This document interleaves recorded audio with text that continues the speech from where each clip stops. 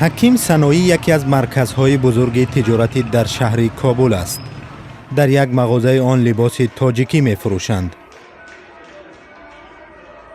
ایامیدین تاجر افغانستانی می خواهد این لباس ها در افغانستان معمول شوند. در پهلوی از اینکه من بزنس میکنم و در تجارتم رشد باشد و در پهلوی از این میخوایم فرهنگی ملی تاجیک‌ها را در افغانستان پیاده کنیم. ایامیدین باری اول پیراهن‌ها را از تاجیکستان تحفه آورد.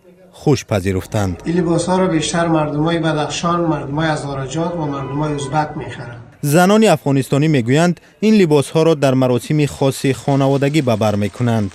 من لباسای تاجیکی را خوش دارم، میخوام انتخاب کنم. میخوای بخری؟ میخوام بخرم. نه در کدام محفلا میخواین بپوشین؟ خود عروسی پوشیده میشه دیگه. معمولا در عروسی پوشیده میشه. بله، زیادتر در عروسی پوشیده میشه. با جز از شما دیگه مردم هم علاقمند به این لباس هست؟ زیاد مردم خوش داره دیگه. نه واسه برآمده کلاگی خوش داره.